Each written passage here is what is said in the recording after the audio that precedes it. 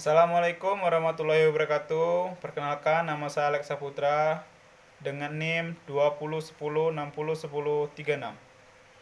Baiklah, seperti tugas yang telah diberikan, saya akan menjelaskan tentang bagaimana sholat menurut Baginda Muhammad SAW. Baiklah, pertama saya akan menjelaskan yaitu apa arti sholat. Sholat menurut bahasa adalah doa atau rahmat. Salat menurut istilah adalah suatu ibadah yang terdiri dari ucapan dan perbuatan tertentu yang dibuka dengan takbir dan ditutup dengan salam. Di dalam Islam, salat mempunyai arti penting dan kedudukan yang sangat istimewa, yaitu yang pertama, salat merupakan ibadah yang pertama kali diwajibkan oleh Allah Subhanahu wa taala, yang perintahnya langsung diterima oleh Rasulullah SAW pada malam Isra Mi'raj. Yang kedua, salat merupakan tiang agama. Nabi SAW bersabda, pokok perkara adalah Islam. Tiangnya adalah salat dan puncaknya adalah jihad. Sebagai tiang agama, maka salat harus selalu ditegakkan dan tidak boleh ditinggalkan dalam keadaan bagaimanapun juga. Baik itu di dalam keadaan sakit, musafir, atau bahkan saat perang. Jadi salat itu sangatlah penting. Yang ketiga, salat merupakan amalan yang pertama kali dihisab pada hari kiamat. Nabi SAW bersabda, yang pertama kali dihisab adalah amalan seorang hamba pada hari kiamat adalah salatnya. Baiklah, dalam salat itu yang pertama adalah niat. Sebagaimana Rasulullah SAW bersabda, sungguhnya amal itu tergantung dengan niatnya, dan sungguhnya ia akan mendapatkan sesuatu yang diniatkannya. Dan yang kedua ada takbiratul ihram. Disunahkan pada saat takbiratul ihram agar kita mengangkat kedua tangan sejajar pundak atau sejajar kedua telinga sambil mengucapkan Allahu Akbar. Yang ketiga membaca Al-Fatihah. Diriwayatkan oleh Imam Bukhari dari Ubadah bin As-Samit bahwa Rasulullah SAW bersabda, tidak ada salat bagi yang tidak membaca Fatihah kitab atau surah Al-Fatihah. Disunahkan setelah itu membaca surat sebagaimana diriwayatkan oleh Imam Bukhari dari Abu Hurairah Rasulullah SAW.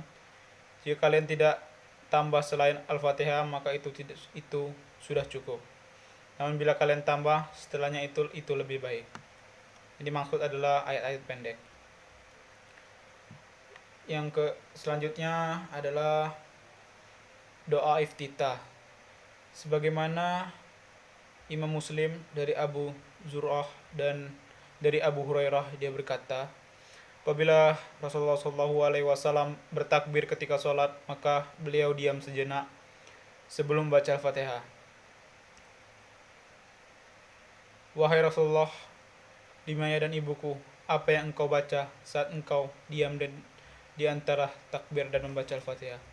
Beliau menjawab, Allahumma ba'ini wa ba'ina khataya kama ba'ada bainal masyriki wal maghrib, yang artinya, ya Allah, jauhkanlah antara aku dan kesalahanku sebagaimana engkau jauhkan antara timur dan barat. Dan selanjutnya bacaan ruku atau sujud ruku. Diwajibkan mengucapkan tasbih di saat ruku sebanyak 3 kali. Sebagaimana diriwayatkan oleh Imam Muslim dari Huzaifah bahwa dia pernah sholat bersama Nabi SAW, dan ketika rukuk beliau membaca Subhana Rabbiyal Azim, yang artinya Maha Suci Tuhanku yang Maha Agung. Tapi menurut Majelis Tarjih Muhammadiyah, bacaannya adalah sebagai berikut. Subhanaka Allahumma Rabbana wa bihamdika Allahumma ghafirli. Yang selanjutnya adalah doa i'tidal. Disunahkan tak kala bangun dari ruku mengucapkan tas-sami, dan ketika berdiri tegak membaca tahmid. Diriwayatkan oleh Abu Daud dari Abu Hurairah. Setelah itu mengucapkan Allahu Akbar, kemudian ruku sampai tenang semua persendiannya, lalu mengucapkan Sami Allahu liman hamidah sampai berdiri lurus. Sedangkan baca tahmid adalah Alhamdu wala naro. Diriwayatkan oleh Bukhari dari Abu Hurairah berkata, jika Nabi Shallallahu Alaihi Wasallam baca Sami Allahu liman hamidah, maka beliau melanjutkan dengan Rabbana walakal hamdu. Jika Nabi Shallallahu Alaihi Wasallam ruku dan mengangkat kepalanya dari sujud, beliau bertakbir, dan jika bangkit dari dua sujudnya, beliau mengucapkan Allahu Akbar. Setelah membaca tahmid, disunahkan untuk membaca zikir. Sebagaimana disebutkan di dalam riwayat Abu Daud dari Ali bin Abi Thalib, bahwa Rasulullah Shallallahu Alaihi Wasallam apabila i'tidal maka beliau mengucapkan Sami Allah liman hamidah, Rabbana walakal hamdu mil'u samawati wal ard wa mil'u ma bainahumma wa mil'u ma syi'ta min syai'in ba'du. Selanjutnya yaitu sujud. Diwajibkan mengucapkan tasbih di saat sujud sebanyak 1 kali dan disunahkan 3 kali. Ada beberapa macam tasbih sujud yang di dalam sunnah-sunnah Rasulullah SAW.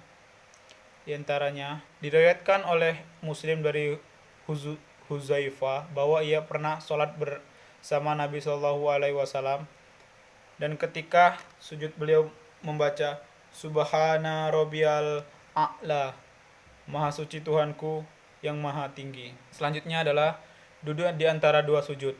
Terdapat beberapa macam bacaan di saat duduk di antara dua sujud yang disebutkan di dalam sunnah Rasulullah SAW, yang diriwayatkan oleh Imam An-Nasai dari Huzaifah bahwa ia pernah sholat bersama Nabi. Ketika berada di antara dua sujud, beliau membaca Rabbi ghafirli, yang artinya wahai Rabbku ampunilah aku,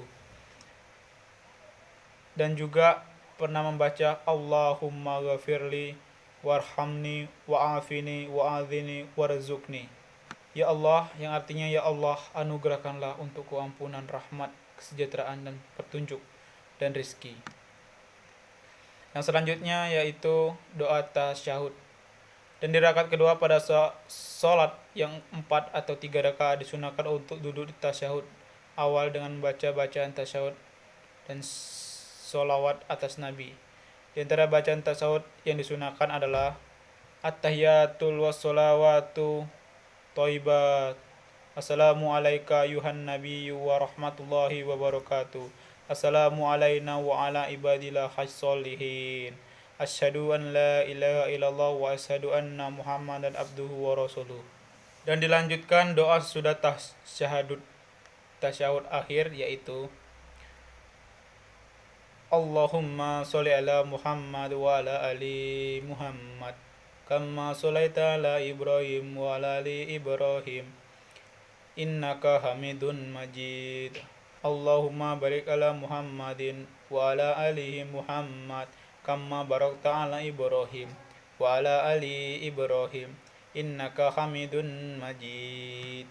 Dan selanjutnya adalah salam, sebagaimana diriwayatkan oleh Abu Daud dari Aisyah bahwa Rasulullah SAW beliau menutup sholat dengan salam. Ucapan salam yang biasa dilakukan Rasulullah SAW ketika menutup sholatnya adalah Assalamualaikum warahmatullahi wabarakatuh, yang artinya semoga keselamatan, rahmat, dan berkat Allah tetap atas kalian. Dan ke arah kiri dengan mengucapkan Assalamualaikum warahmatullahi, semoga keselamatan dan rahmat Allah tetap atas kalian. Baiklah, dalam sholat itu kita banyak sekali penghalang untuk melaksanakan sholat. Salah satunya adalah ketika kita sakit dan sedang dalam perjalanan jauh. Baiklah, dalam kita keadaan sakit, kita tetap diwajibkan melaksanakan sholat, karena sholat itu adalah wajib. Dan ini adalah tata cara apabila kita sholat keadaan sakit yang tidak mampu, pada saat kita tidak mampu berdiri. Tata cara sholat yang tidak mampu duduk, dan tata cara sholat orang yang tidak mampu menggerakkan anggota tubuhnya atau lumpuh total. Baiklah, di sini saya akan mempraktekkan sholat dalam keadaan tidak mampu berdiri.